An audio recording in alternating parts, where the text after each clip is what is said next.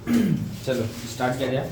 देखो last class में हम लोग प्रेजेंट परफेक्ट पढ़ के छोड़ दिए थे, याद है ना?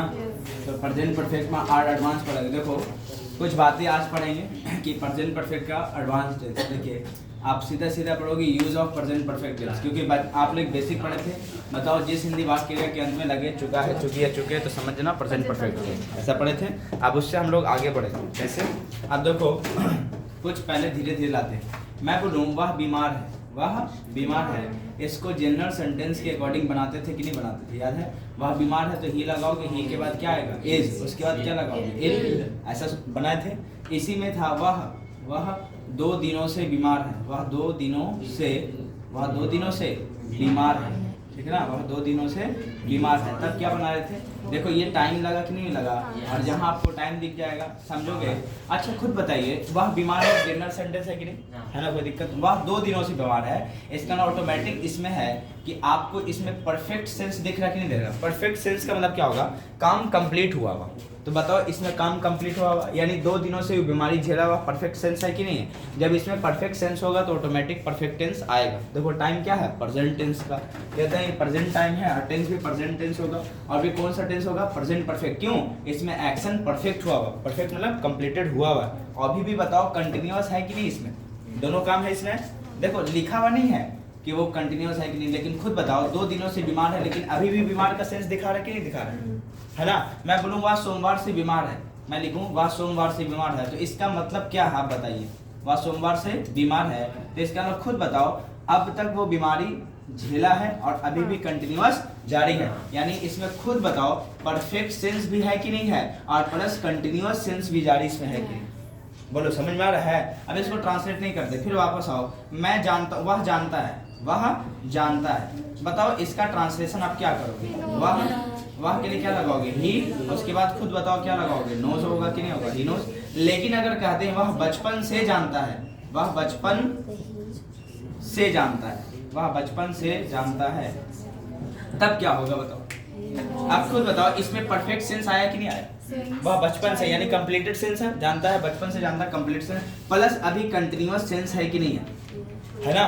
अब देखो इसका ट्रांसलेशन कैसे करेंगे? वापस आओ। वह जानता है अगर सिंपल सेंटेंस है तो ही नोज, लेकिन इसी को अगर आप ट्रांसलेट करने आओगे तो कुछ बच्चे ऐसे कर देंगे कि ही नोज, उसके बाद लिख देंगे सिंस चाइल्डहुड, सिंस चाइल्डहुड। और जैसे ये लिखेंगे तो हो जाएगा गड़बड़।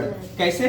खुद बताओ। प्रेजेंट इंडेफिनिट सिर्फ इन्फॉर्मेशन बताता है, परफेक्ट सेंस नहीं दिखाता, मैं कंटिन्यूअस सेंस दिखाता है। समझ पा रहे? और जबकि present perfect tense perfect sense भी दिखाता है और present perfect tense continuous sense भी दिखाता है, जैसे ऊपर में है।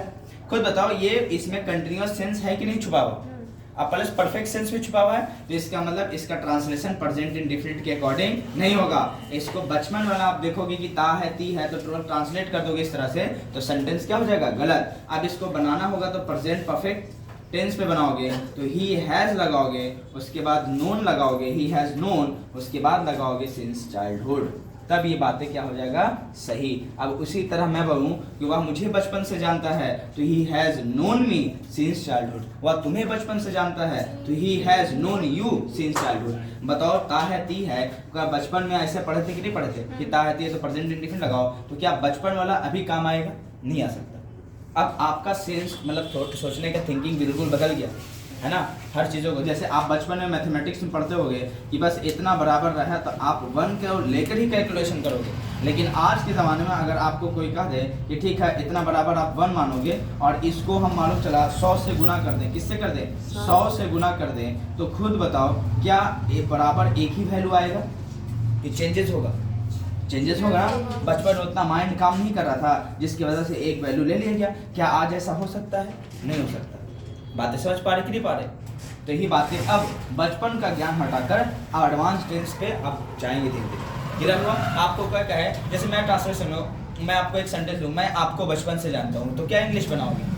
मैं आपको बचपन से जानता हूँ, I have known you since childhood. मैं तुम्हारे पिता को बचपन से जानता हूँ, I have known your father since childhood. क्या ये बातें क्लियर है?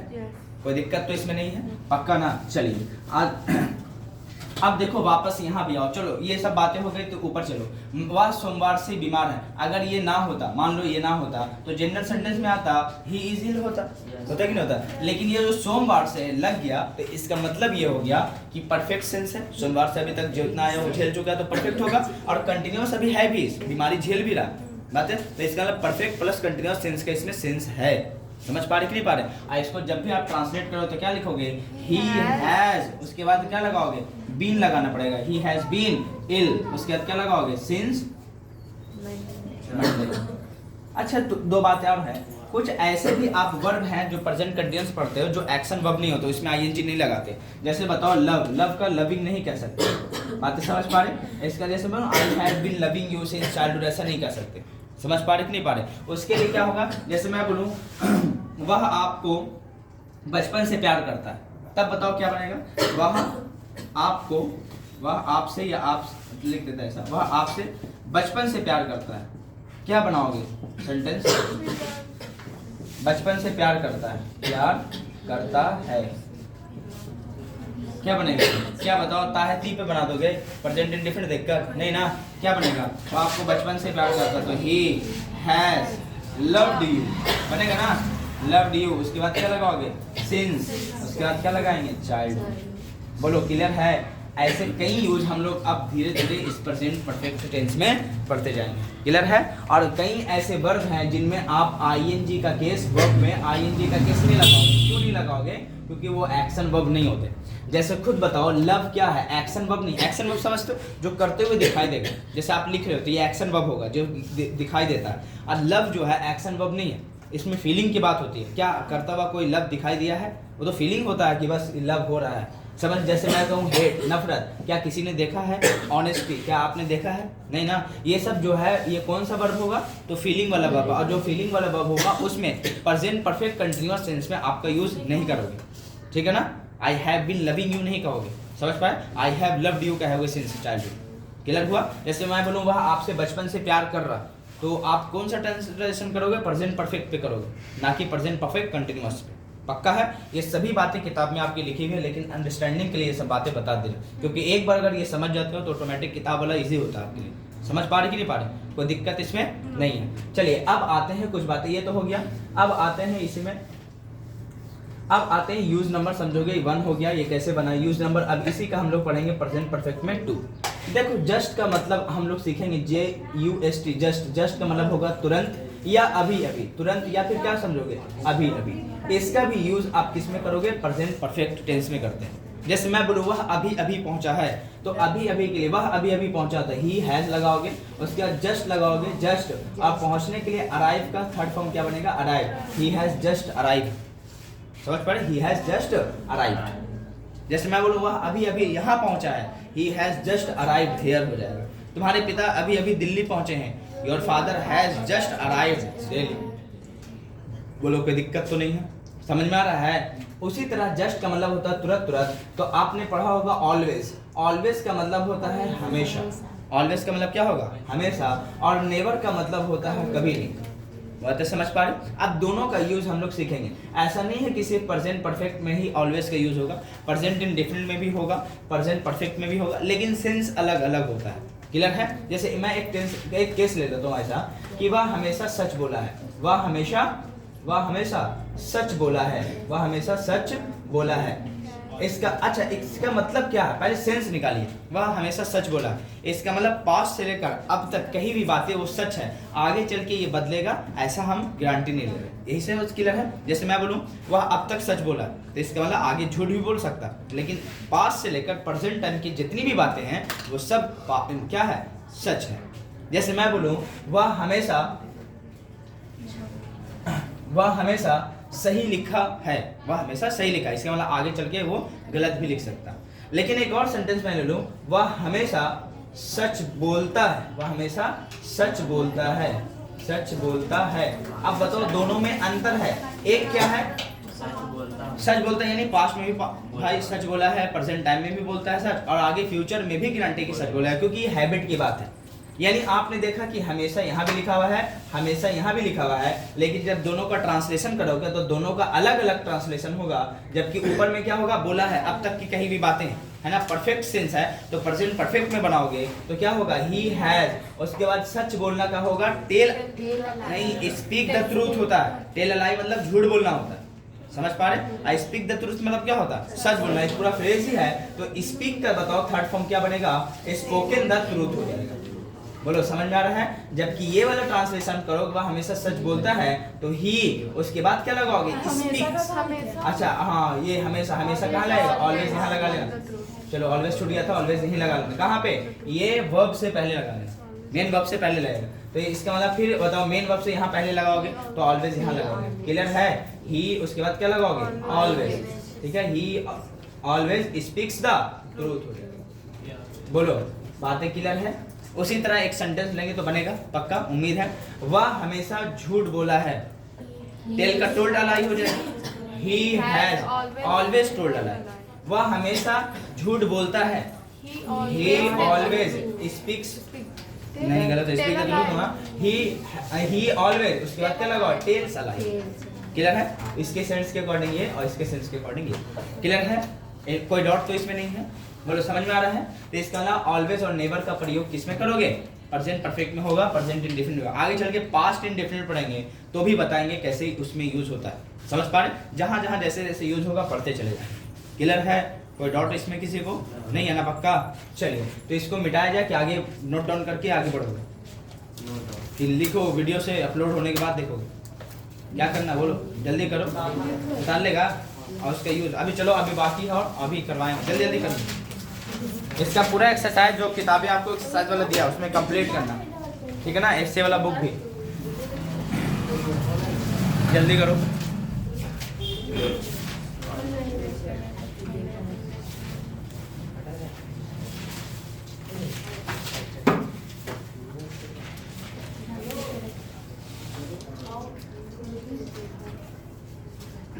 चलिए अब देखो इसे को मिटा देते हैं, अब आगे हम लोग बढ़ते हैं, ठीक है,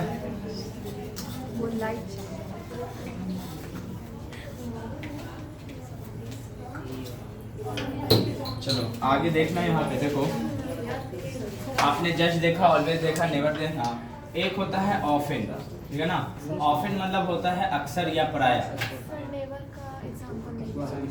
क्या नेवर का एग्जांपल, जैसे मैं एग्जांपल देता हूँ यहीं पे, नेवर के एग्जांपल, वह कभी झूठ नहीं बोला, वह कभी झूठ नहीं बोला, ठीक है ना, क्या बनेगा बताओ, वह कभी झूठ नहीं, ही हैज, कई एग्जांपल ऐसे, ही हैज, नेवर लगा लेना क्योंकि कभी नहीं एक साथ है ना, तो नॉट लगा के नेवर लगा लो, ही हैज नेवर, उसके बाद झूठ बोलने के लिए टेल अ लाई होता है, लेकिन टेल का क्या बनेगा, told a lie, he has never told a lie, और कुछ, मैं कभी झूठ नहीं बोला हूँ, I have never told a lie, हैं, अरे कल, चलिए समझ में आया, ऐसे नहीं लिखते हैं,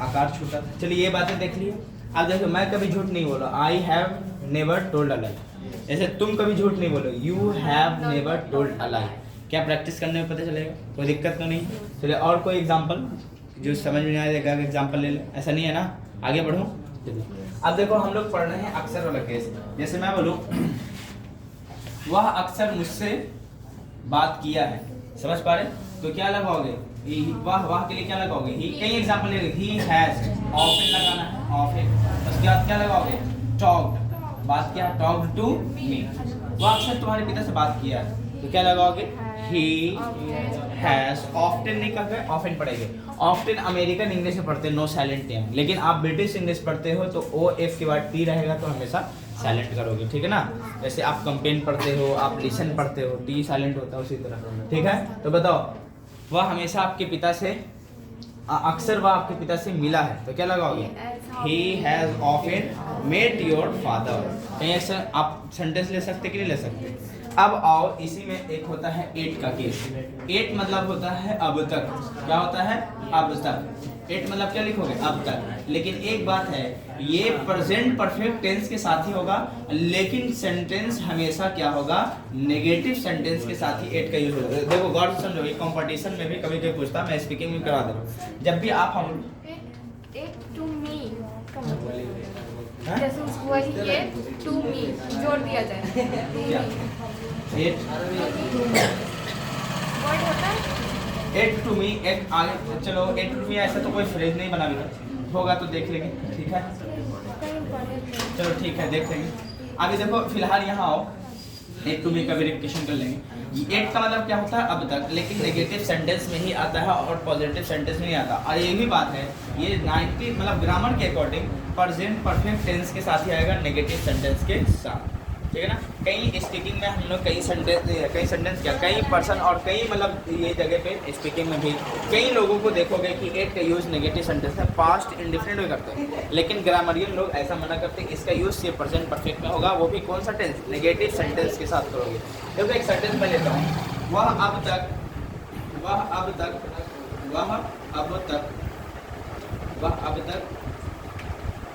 यहाँ नहीं पहुँचा है, यहाँ नहीं पहुंचा है, ठीक है। अब क्या बनेगा ही, एट को आप एंड में लिख सकते हो, end of sentence, in the end of sentence. वाह वाह के लिए क्या लगाओगे ही, एक के बाद प्रेजेंट परफेक्ट का टेंस ये बनेगा क्योंकि कंप्लीट सेंस बोल रहा है ना। अब तक की बात ही हैज, उसके बाद क्या लगाओगे नॉट लगेगा, नहीं तो सेंटेंस है ना नेगेटिव, तो थर्ड पोजीशन ही तो नॉट नेगेटिव का सेंस लगेगा ना। ही हैज नॉट, उसके बाद क्या लगाओगे रीच का मतलब क्या होता है पहुंचना, और रीच का थर्ड फॉर्म क्या बनेगा रीच्ड हियर, उसके बाद लास्ट में क्या लगेगा इतनी बात लिख के रख पक्का ना, कोई दिक्कत है। चलिए जैसे मैं बोलूँ वह अब तक मुझसे बात नहीं किया है, he has not talked to me yet, वह मुझे अब तक पत्र नहीं भेजा है, he has not sent me a letter yet, कर लोगे। अब देखो एक और सेंस बनता है जिसका मतलब होता है so far, ये भी इम्पोर्टेंट बात है, इम्पोर्टेंट एडवर्ब है।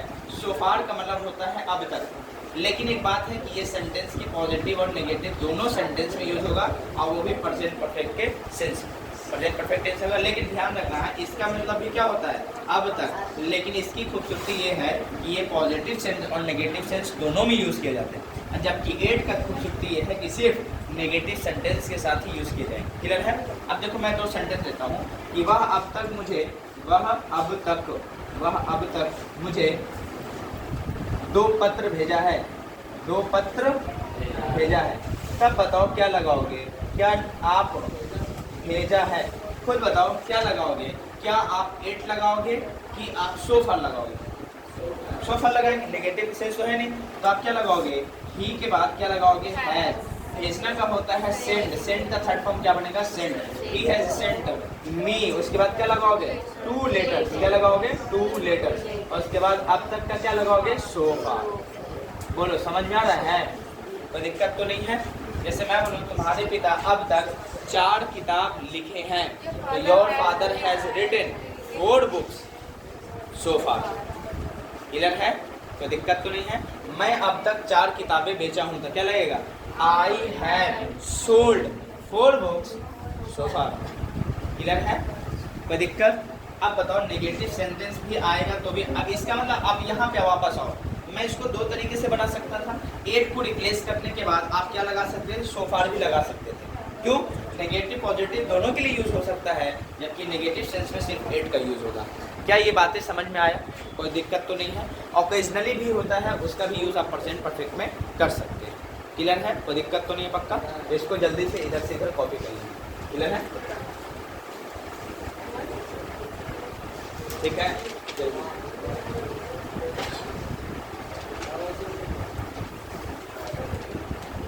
जल्दी जल्दी करो।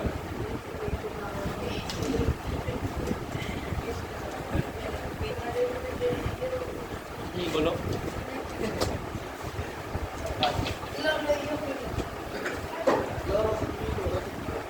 इसका कवर क्या डाल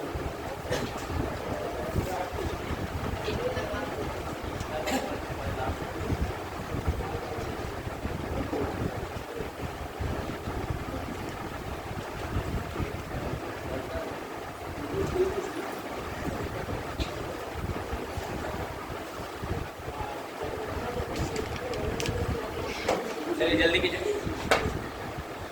हो गया।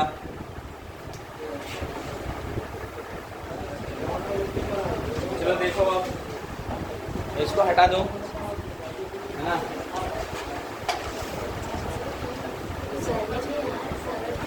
सुनिए एक, हाँ ठीक है ठीक। ऑल देखो एक होता है ऑलरेडी, ऑलरेडी का मतलब होता है पहले ही। सुनिए जैसे मैं बोलूँ मैं बहुत पहले ही या पहले ही मैं इस काम को कर चुका हूँ, तो क्या कहोगे?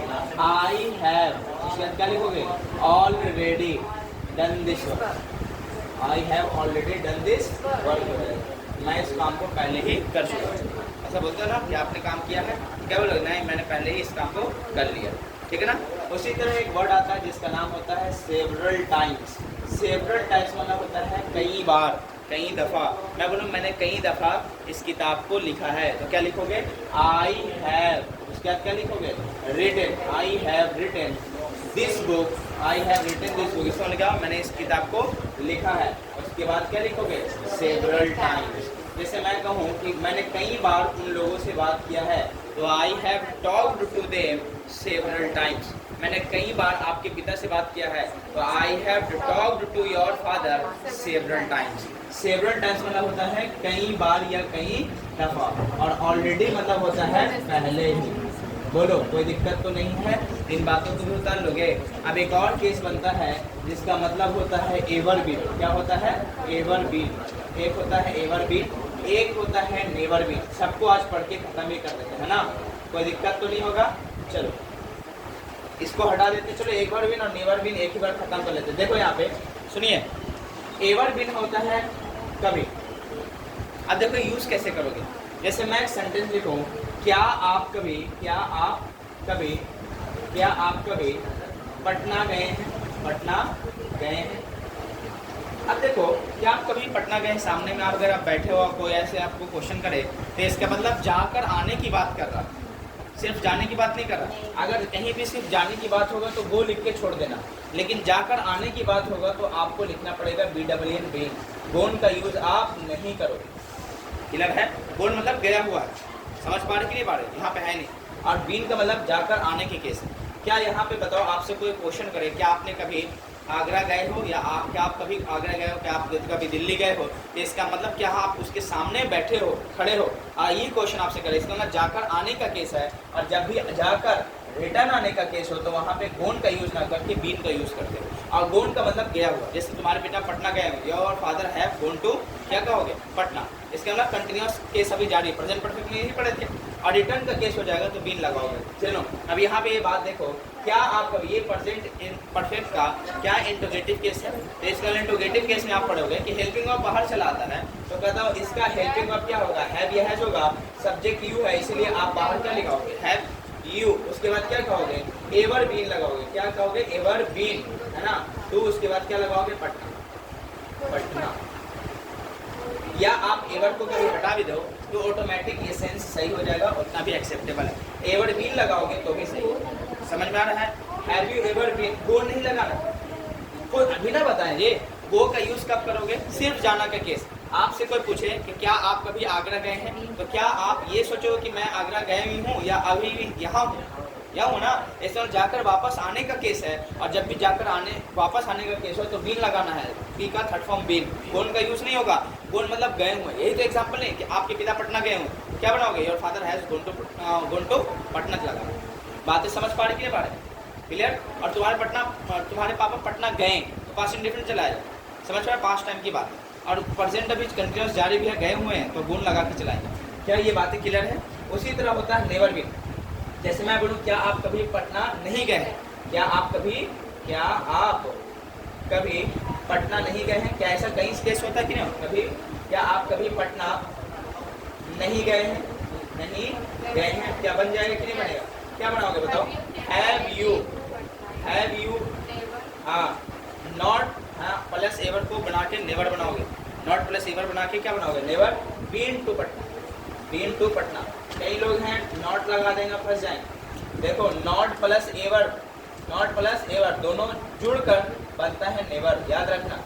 नॉट प्लस एवर मिल के क्या बनेगा? नेवर। और यही मैंने लिखा है नेवर, नेवर मतलब होता कभी नहीं। मुझे उम्मीद है कि ये बातें समझ में आ गई है। कोई दिक्कत इसमें? कभी भी आपको डाउट लगे फिर से, तो आप फिर से रिवीजन कर लें। इसीलिए आपके लिए वीडियो बना रहा हूँ। और प्लस आप जाके जितने भी किताबें में एक्सरसाइज है इतना से कवर नहीं होगा, ये सब तो मतलब एक क्या है आपका गाइडेंस है, रास्ते हैं बस। और इसको 10-20 बार चलोगे, कहीं नए नए ट्रांसलेशन लेके कई तरह के सेंटेंस देगा, वो आपको एक्सरसाइज वाला बुक जो दिए हैं उसमें मिलेगा। समझ पा रहे कि नहीं पा रहे? चलिए जल्दी से इसको कॉपी कीजिए। Do it fast, do not smile now, do it fast. चलिए लास्ट स्टेप है इसका, ठीक है ना। फिर भी कोशिश किया जाए इससे रिलेटेड और भी प्रेजेंट परफेक्ट कंटिन्यूअस पढ़ेंगे ना, तो इससे रिलेटेड एक बार और कर लें। देखो इसको हटा देता हूँ।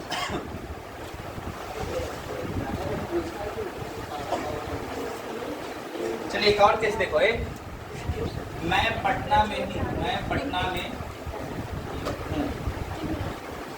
बोलो तब क्या लगाओगे इसका ट्रांसलेशन? आई एम इन पटना।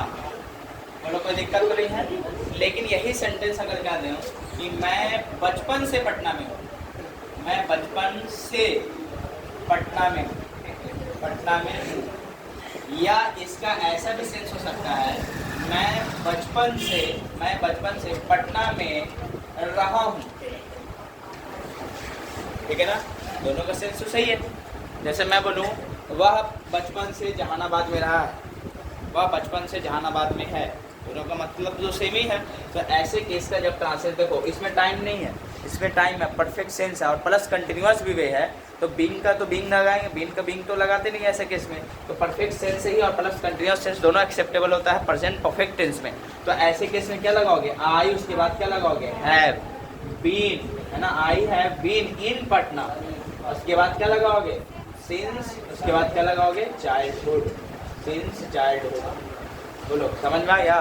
जैसे मेरे पिता बचपन से दिल्ली में रहे हैं, तो क्या लगा? My father has been in Delhi since his childhood. समझ पा रहे? वह बचपन से, वह अपने बचपन से, ठीक है ना, मुंबई में रहा है।